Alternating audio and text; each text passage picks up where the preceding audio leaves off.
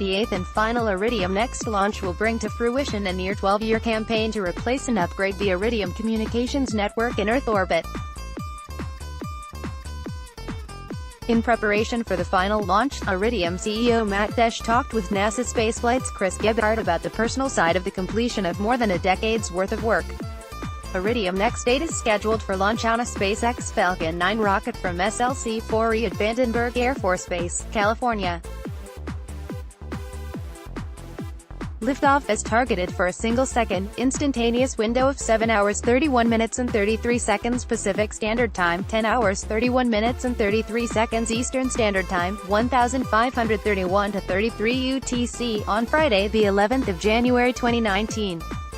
12 years on, Iridium NEXT constellation history. For a company that was bankrupt in 1999, the prospect of completely replacing and upgrading its extensive orbital satellite constellation was a non-starter. But a government contract in December 2000 coupled with the sale of the company began the long road toward financial restitution for Iridium. In September 2006, Iridium hired a new CEO, Matt Desch, not just to lead the company to greater financial success but to also upgrade and improve its existing offerings. Iridium CEO Matt Desch on an Iridium handset at SpaceX West Coast pad. Credit, JL.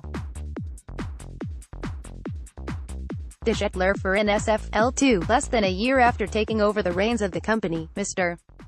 Desch announced plans for the Iridium NEXT constellation. It has been a 12-year or so journey to get to this point, related Mr. Desch to Gebhardt of NASASpaceflight.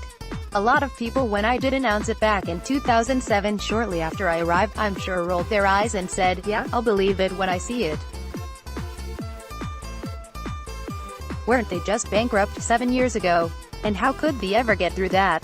How could they afford it? But not only could the company afford it, their plans were well constructed. To fund, build, and develop a next-generation constellation that could anticipate the needs of future telecommunication services provided from orbit, ensuring the constellation would not become obsolete shortly after launch. But that initial announcement in 2007 wasn't the only eye-opening revelation Iridium would make in the developmental stage of the NEXT satellites.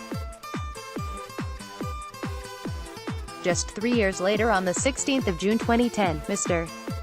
Desch announced that Iridium had signed a contract with SpaceX to provide the launch services for the entire Iridium NEXT constellation, despite the fact that SpaceX had, just 12 days prior, conducted the very first launch of the Falcon 9 rocket.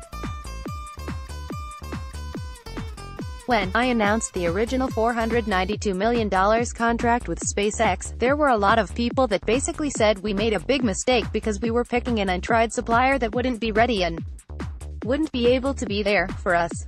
That original contract called for 8 launches of 9 satellites for a total of 72 NEXT-sats, 11 operational and 1 spare in each plane. But the performance and power of the Falcon 9 grew. Iridium realized they could put 10 satellites on each Falcon 9 and downsize their contract from 8 launches to just 7 and save money. It was really great that SpaceX worked with us on that because we replaced that money with a launch of 2 satellites on a DNEPR rocket, which we thought made a little more sense. DNPER was a very reliable, well-known rocket at the time, said Mr. Desch. The Russian military annexation of the Crimean Peninsula from Ukraine and resulting geopolitical destabilization caused confusion as to whether or not Iridium, a U.S. corporation, could even launch on a Russian rocket due to imposed sanctions. They didn't tell us that we couldn't launch. They just never gave approval to launch it. And so we were back to 7 launches of 10. That was 70 satellites, and that didn't give us enough spares in orbit. Iridium coverage map. Credit, Iridium. This led Iridium back to SpaceX to work on a creative approach toward launching the remaining satellites needed for a fully operational NEXT constellation as well as enough on-orbit spares. There were other DNPER launch customers that wanted to get into space, and one of them was Grace Follow-On. And so Gwynne Shotwell sort of did a marriage brokering of all of this, and we worked through the details of that, and we came up with what turned out to be Iridium 6. And that gave us 5 more satellites and brought us up to 75 satellites. In the end, Iridium will place 75 NEXT satellites into orbit for almost the original price budgeted for 72 satellites, all thanks to the increased performance of the Falcon 9 and the rideshare brokered by Gwynne Shotwell. The lesson learned there is stay flexible. Work with a partner who is a can-do kind of partner like SpaceX, enthused Mr. Desch. The emotion of reaching the end of the launch campaign, with the culmination of a 2-year launch campaign nearly in hand, all 75 satellites of the Iridium NEXT constellation will finally be in orbit.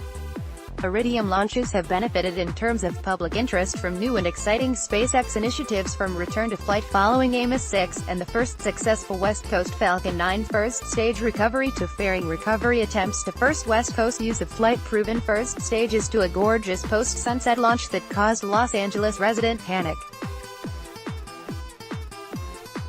The Iridium NEXT-4 launch in December 2017 alarmed some unsuspecting Angelinos, credit, but the focus should be firmly on the passengers, the Iridium NEXT satellites.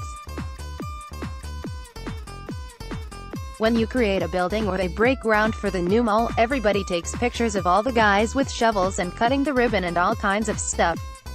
And everybody's all excited. And I was thinking that's the same way it is in space, noted Mr. Desch. But as construction projects, be they earthbound or space-based, near completion, enthusiasm for what comes next wanes. To me, that's too bad, because completing Iridium NEXT is the biggest milestone we've ever had, much more so than the first launch, said Mr. Desch. And maybe it's a little anticlimactic. Maybe the reason why they don't make a big press sting when they finally complete the big tall building that everybody's been watching go up for years is that they're kind of tired of the traffic and are just happy it's over. It's a pretty big deal because everybody can finally move in and the dream is realized. The same is true with the Iridium NEXT constellation. When the final launch is complete, the bulk of the work can begin. The new tenants who have waited for this constellation to be complete can finally begin their operations. A new era in space-based communications can commence. Falcon 9 flies through the cloud deck during Iridium 7. Credit, Samsung for NASASpaceflight. So what does it feel like to be at the precipice of such an event? I have a lot of emotions about the whole thing. I'm starting to get nervous, but not as nervous as I've been before. And I'm looking forward to the launch because it's a rush to do. I'm going to miss that rush, related Mr. Desch. I'm going to miss the community of people who are interested in launches being interested in what we're doing. I'm going to miss sort of the building process and whatnot. But the overwhelming feeling Mr. Desch and the entire Iridium team are feeling right now is pride. The overriding emotion is pride that we were able to complete what we were doing. I'd say it's anticipation for the future, now. The fact that what we've been working towards we can finally realize with these new services. There might be some relief in there, too.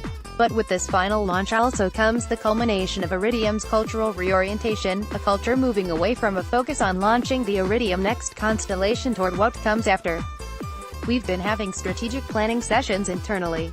We've been talking amongst ourselves, talking about what we are going to do with our newfound wealth and cash flows. What new businesses we can conquer, said Mr. Desch, a fitting image to end our Iridium NEXT launch campaign. It's taken us 20 years to transform from caterpillar to butterfly, but we're looking to fully take flight on January 8. https://t.co/foc245x, Matt Desch, at Iridium Boss, January 4, 2019, and so I'm really trying to keep everybody's head out 4 or 5 years from now. I want to think about what the next mountain is to climb and where we're going next, Falcon 9 and launch, but before that cultural shift can happen, the final batch of 10 Iridium NEXT satellites must first make it safely to orbit. Enter the Falcon 9. As with the 7 previous Iridium NEXT flights, the launch will have an instantaneous, single-second launch window at 7 hours 31 minutes and 33 seconds Pacific Standard Time, which translates to 10 hours 31 minutes and 33 seconds Eastern Standard Time or 1531 to 33 UTC on Friday, the 11th of January 2019. The instantaneous window has to do with a combination of a need to insert into a very precise orbit in plane. 6 of these satellites will go into operation in Plane 3 while 3 others will remain as orbital spares. 1 satellite will be drifted into an adjacent plane. With an instantaneous window, there is no time to hold the countdown or adjust for any potential collision avoidance with known orbital objects, meaning everything must go perfectly with the countdown and fueling process to permit a liftoff Friday.